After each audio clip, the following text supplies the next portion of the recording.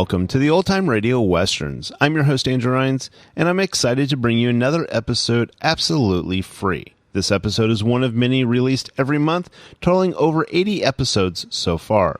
Each one is meticulously digitally restored and stored in the cloud for your convenience, a process that incurs costs. To help cover these expenses, you might hear some advertisements throughout the episode.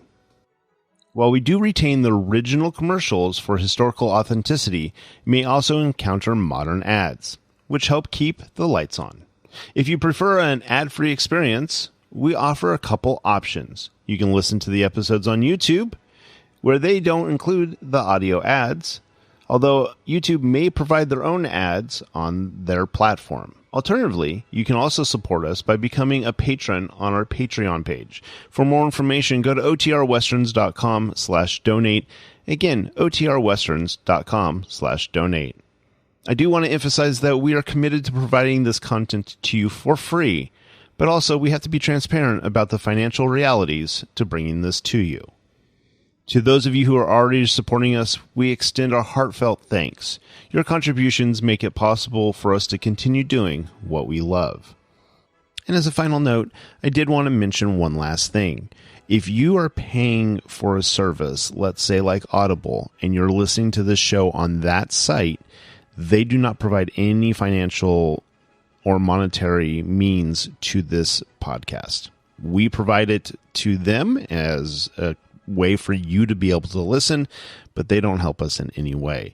So again, thank you to everybody who's already supporting, and those of you who want to support us in the future, I deeply appreciate it. Now, let's get into this episode. This episode is going to be The Lone Ranger. Original air date is January 27th, 1939, and the title is Trestle of Death. Hope you enjoy.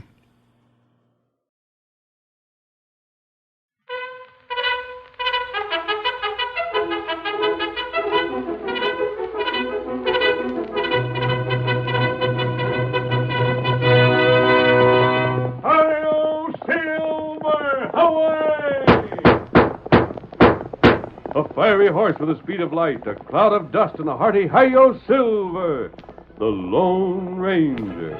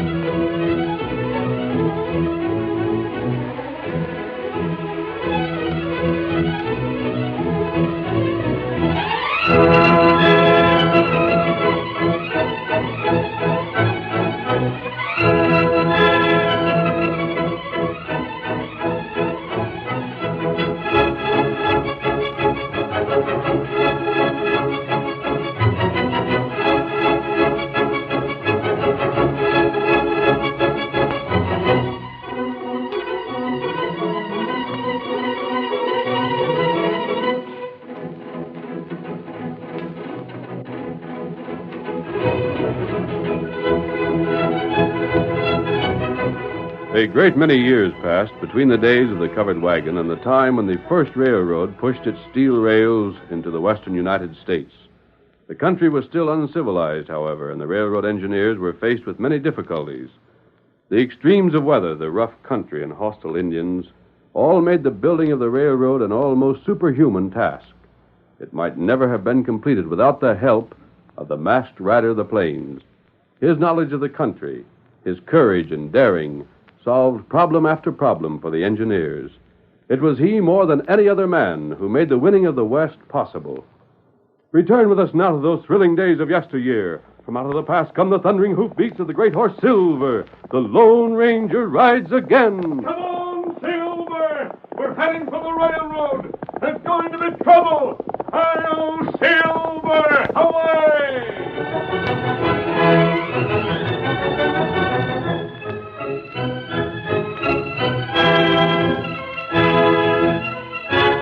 A supply train was driving west of Ogden over a newly laid stretch of track.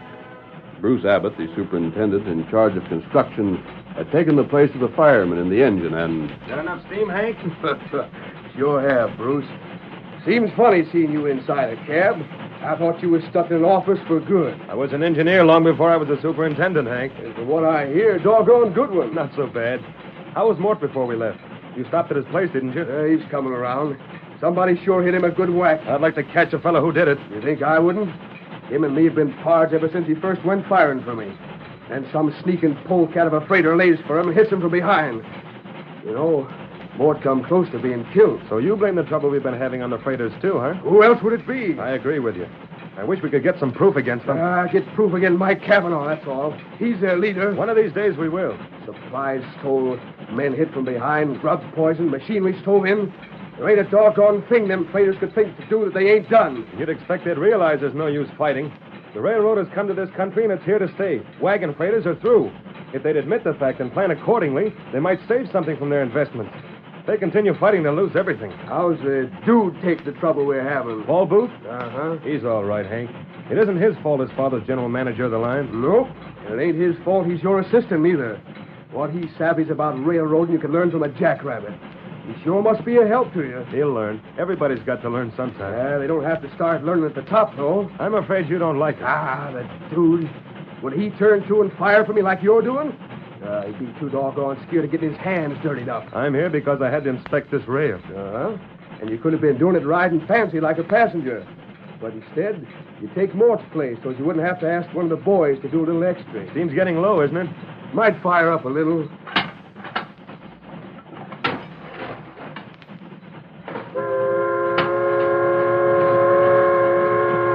Crazy idiots. What's wrong? A couple of fool cowpunchers setting their horses right in the middle of the track ahead of us. Must think we can fly right over them. Still there? Ain't stirred a step. Wait until the last moment, most likely. If they're cowpunchers, they've got to have their fun. Blast them.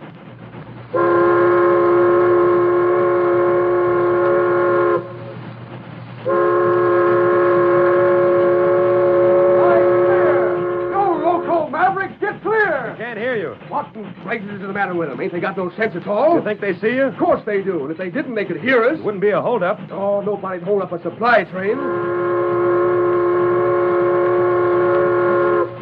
Bruce, they ain't gonna budge. Maybe there's something wrong. We'll blame soon find out. And if they figure on stopping us just for a joke, I'll have their fool hide. You better stop fast. I'll tell him something.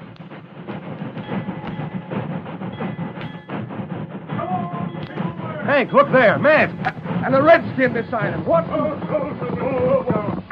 What's the meaning of this? We ain't carrying anything that'd be worth your while to steal. Look down the track. Huh? Beyond the curve. Hank, good Lord. I don't see it. You look at track. It's torn up. Hank, somebody's ripped up at least 3 sections. Jumping Jehoshaphat.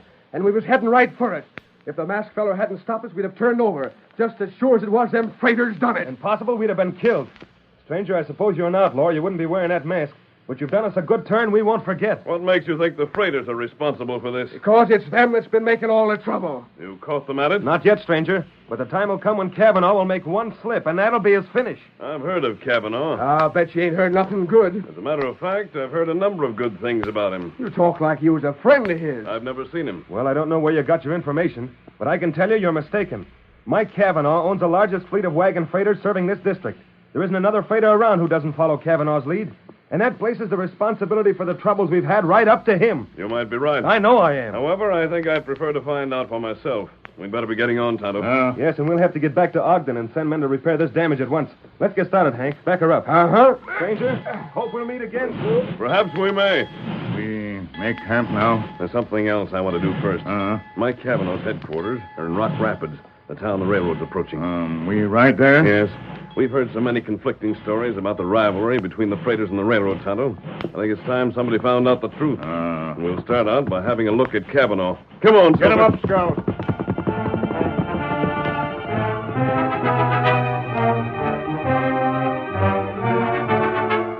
It was evening before the Lone Ranger and Tonto approached Rock Rapids.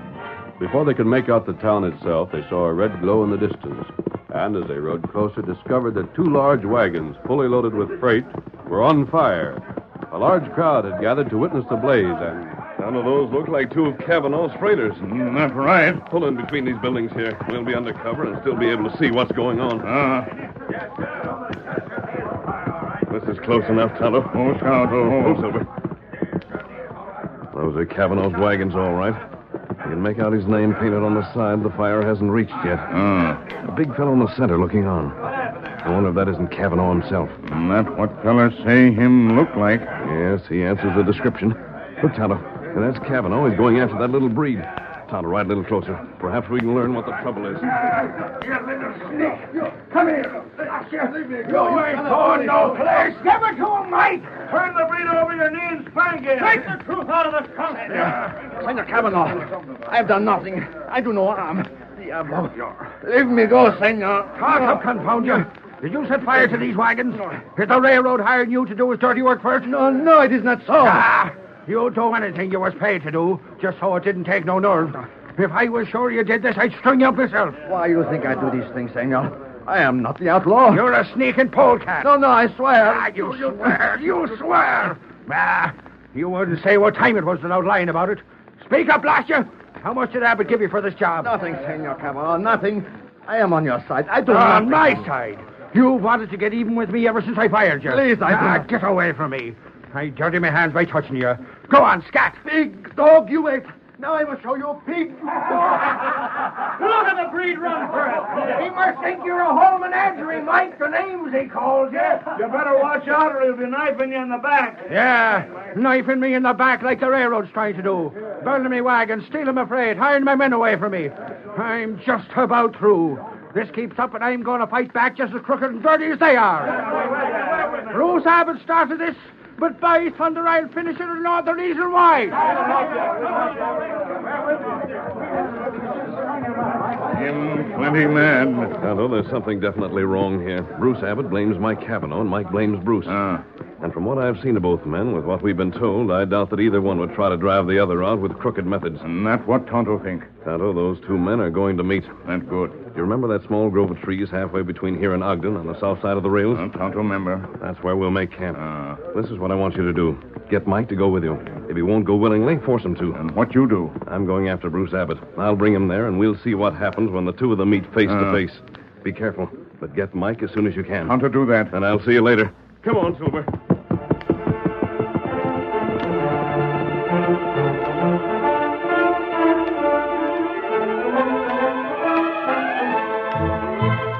Bruce Abbott's office was in Ogden.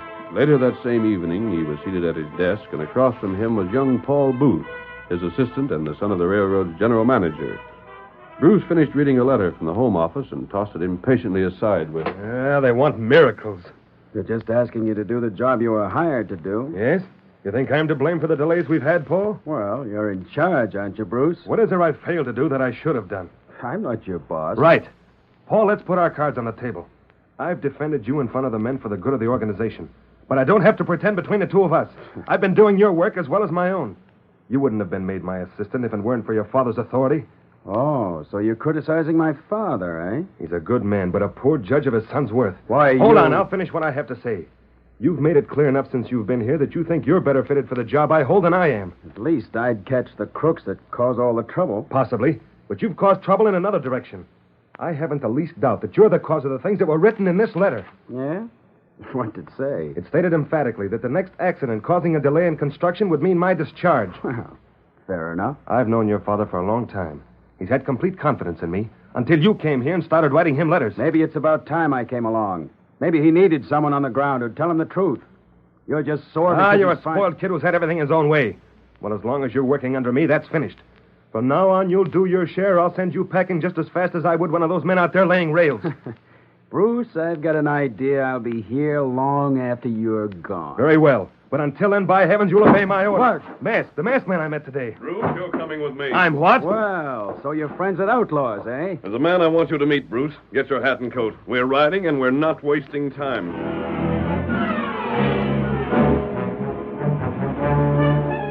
Bruce Abbott was forced to accompany the Lone Ranger, and they rode to the small woods halfway between Ogden and Rock Rapids. Tonto and Mike Cavanaugh were already there, and the Indian jumped to his feet at the sound of approaching hoofs. Whoa, Silver. Whoa, boy. Whoa. Tonto, get Mike all right. I see you did. Well, I'll be... Mike Cavanaugh. Bruce Abbott. Why, you skulking, no good, crawling kin to a sidewinder. You, Mike. If I'd known it was you I was going to meet, I'd have brought a gun along and given you what you've been asking for. What I've been asking for? Why, you're... Hold on. There's going to be no fighting here. But he's the man who's responsible. I've heard all that before. You can't stop me from giving this maverick a piece of my mind, and I'll do I it. can stop you and will. Are you working for this fellow? I'm not. Bruce, you've had trouble building the railroad. You've blamed it on Mike. With good reason. Mike, you've had troubles as well. I happen to know the two of your wagons were destroyed early this evening. I also know that you accused Bruce of being behind it. Accuse me? And why not? You think I'd stoop to a thing like that?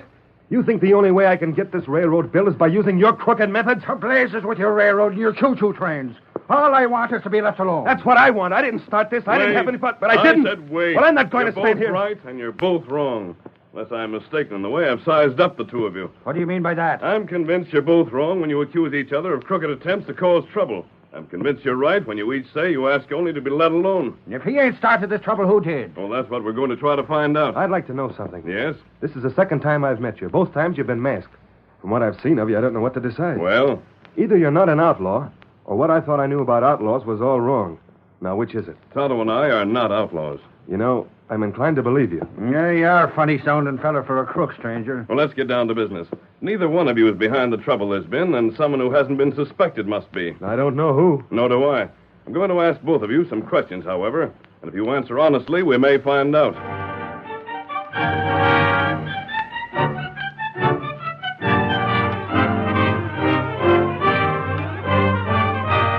The curtain falls on the first act of our Lone Ranger drama.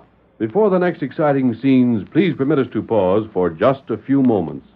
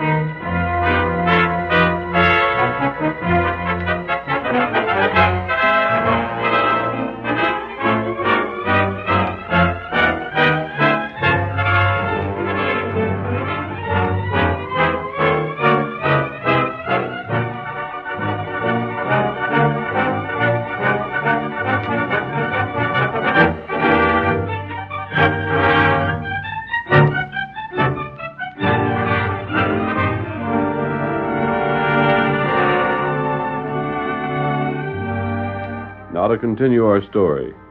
When the Lone Ranger had closely questioned Mike Cavanaugh and Bruce Abbott, he allowed them to return to their homes. Then he talked over the situation with Tonto. Tonto, from what we got out of Mike and Bruce, it seems there are only two men who might have caused all this trouble. That's right. One is that breed we saw near the fire. Mike told us Pedro's hated him ever since he caught the breed stealing and discharged him. From what Mike said, Pedro wouldn't have the intelligence to plan all the suspicious accidents that have happened both to the railroad and the freighters. And he wouldn't have a motive. He might try to get even, but his method would be a knife in the back, not a large-scale quarrel between the two outfits. Maybe Mike right? Bruce, however, named Paul Booth. Paul would have the intelligence. And yet Bruce won't believe that Paul would deliberately wreck the railroad. He's willing to admit Paul would like to have him fired. He won't admit Paul would be disloyal to his own father. Other fella hurt father. Paul wouldn't be the first disloyal son. There's one drawback, though. What that? Bruce says Paul hates physical labor. Paul, for instance, would never have gone to the effort of tearing up those rails. There's one other objection. Paul has a perfect alibi for the time that a number of the attacks occurred. He was with Bruce when Mort McMahon, the fireman, was struck. Then you think him not crook? I don't know. There's a possibility I just thought of. What that? Pedro and Paul Booth might be together in this. Paul could plan it, and Pedro could carry out the plan. That's right. We can't accuse either one of them, however, without proof. And what we do? Tonto, we're either going to pin the guilt on them or prove they're innocent. Here, Silver. Call Scout Kimosabe. Here, Scout. I'll ride to Ogden, Tonto. You'll ride to Rock Rapids. How to do that? Steady, old fellow. I want you to keep an eye on Pedro. I'll watch Paul Booth.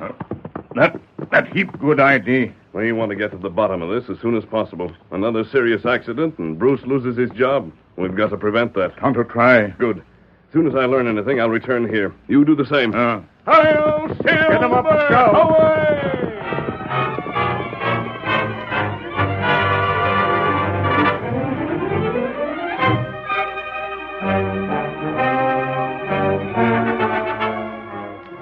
It was the very next night that Paul Booth quietly dismounted near a tumble-down cabin in the hills north of Ogden. A light shone from a broken window, and Paul looked inside before making his way to the sagging door. There he knocked 3 times. A pause, then twice more. Is that you, Senor Booth? Quick, open up. Si, one moment. I have been waiting. Let me in. Close the door. Si. Now then, let's get this over quickly. I want to get back to town.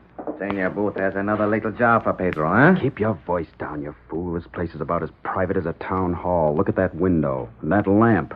Blow it out. Si, senor. There, it is out. Poof. We're in the dark. That's better. Pedro, I've got one more job for you.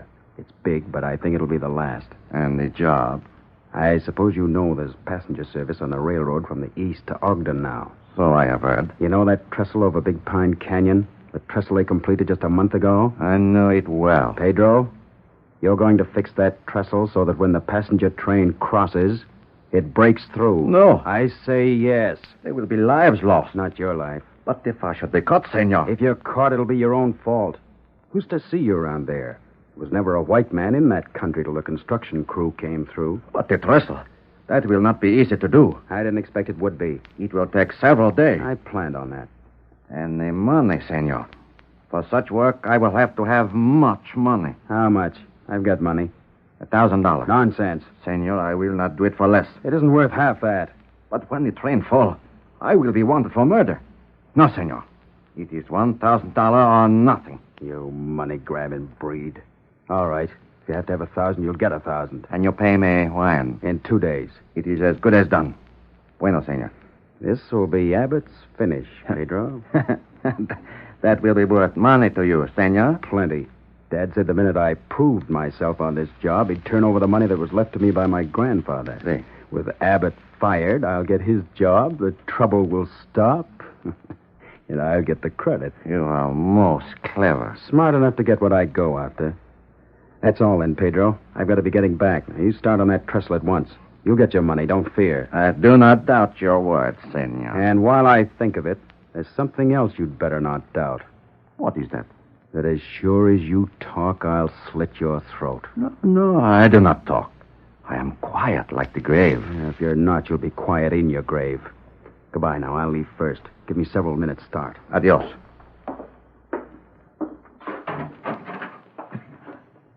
$1,000.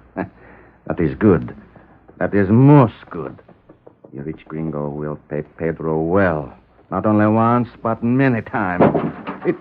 It is you, Senor Booth? You have come back? Come, Tonto. Who are you? I cannot see. Look closely, Pedro.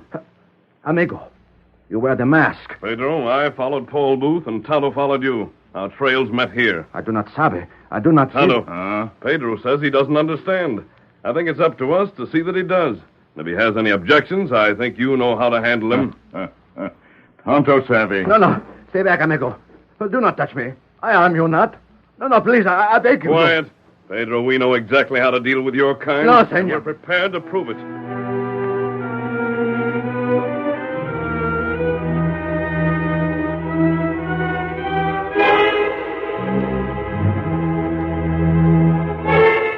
The masked man, after his visit to the cabin in the hills, sent Tonto eastward on a mysterious errand. Paul Booth kept his appointment with Pedro and paid him the $1,000 he had promised.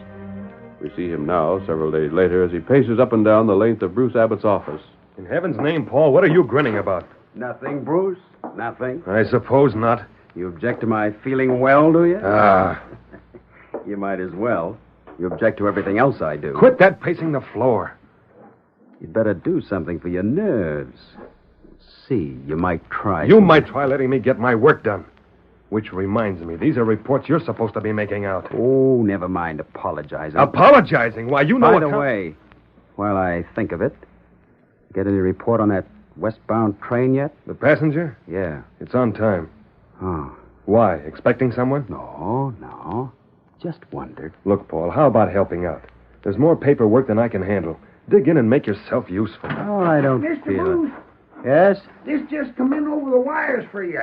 I thought you'd like to have it right away, so I brought it over. Thanks. I'll take it. Telegram, Paul? You can see it is. Who from? It's from...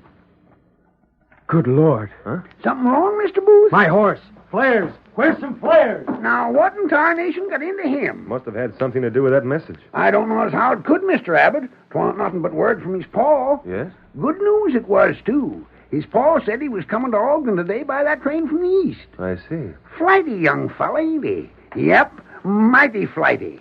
Instead of acting pleased to see his paw, he rushes out like it was the worst thing could happen.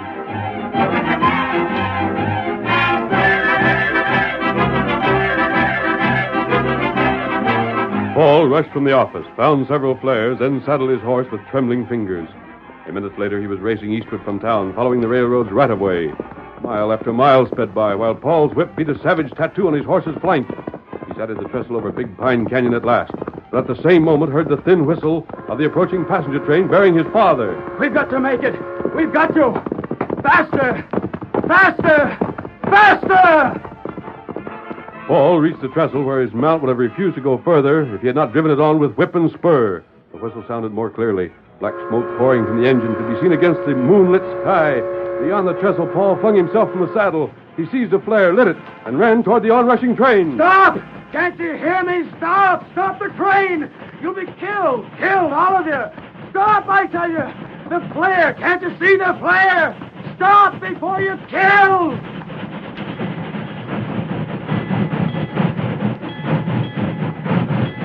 Oh, thank heaven. They heard me. Heard me. Hey, what's the trouble? What's your flag is down for? My father! He's on the train! Sure he is. Now, what of it? Now, look back there. Here comes them fool passengers. You stopping us like this, like they got them scared to death. Hey, what's the trouble? Something wrong with the engine? Ain't a hold-up, is it? Hey, where's the trouble? Dad! Hey, Dad! Paul, did you stop this train? The trestle. It isn't safe to cross. I just found out. The freighters must have weakened it on purpose. The freighters are not responsible if the trestle's been weakened. They are. I must be. Son, I was told you'd be here. I was told more than that. I was told you'd do your best to stop this train. Told, but how? I don't see. This Indian told me. That's right. No, he couldn't have. Oh, you were trapped into showing your hand. We knew if you got word your father was coming on this train, you'd never let an accident happen if possible. Wait, listen. You can't say you just learned about the trestle, because your father was told of our plan 2 days ago by Tonto. He couldn't have known then. You'd just discover the damage to the trestle now, if you were innocent. He could. You might have fixed this up between you. That might be true if we couldn't prove that the only word you got from anyone was a telegram from your father. Both the telegraph operator and Bruce Abbott can testify to that. No. Moreover, there's Pedro's confession. Pedro's confession? And the money you paid him, which will make good evidence. Pedro was forced to tell your scheme. Dad, you don't believe it, do you? You don't think I'd do a thing like this? No, you can't. I wouldn't have believed it, Paul, if I hadn't seen what amounted to your confession with my own eyes. We could have proved your guilt before. It was your father who insisted on doing it this way.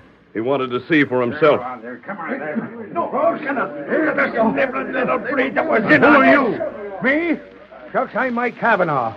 The fella that was supposed to be fighting with Bruce here till the masked fella come along and proved different. Bruce, you here too? We saddled and followed as soon as you'd left town. Mr. Booth. Yes, Bruce? Mike and I have been talking things over. There's no question but what the railroad is going to destroy the freighting business. But I think I have a solution. Well? The railroad can use his equipment and his men. If you're agreeable, we'll buy him out. Very well. I've never been in favor of bankrupting our competitors if a compromise could be reached. Thank you, Bruce. And you too, Mr. Booth. I know how you feel about your son, Mr. Booth. This may do him good, however. A few years in jail might change his viewpoint and make a man of him. A few years in jail? After wrecking the trestle? After nearly killing everyone on the train? I'll be hung. The train wasn't wrecked, Paul. But the trestle? And the trestle was never damaged. The masked man saw to that. Pedro had already confessed his part in the scheme when he took your money. You can't be punished for a crime that was never committed. But, son, you have only the masked man to thank that you're not a murderer. Never forget that. Hail, Silver! Away!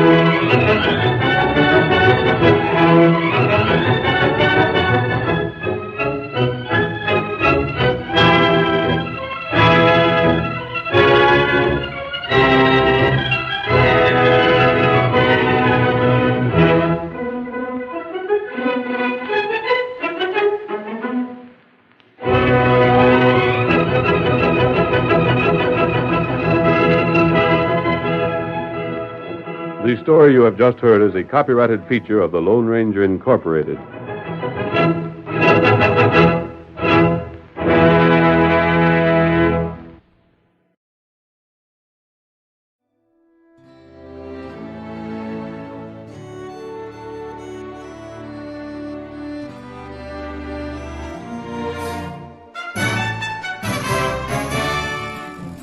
This has been a presentation of OTRWesterns.com, and we hope you enjoyed.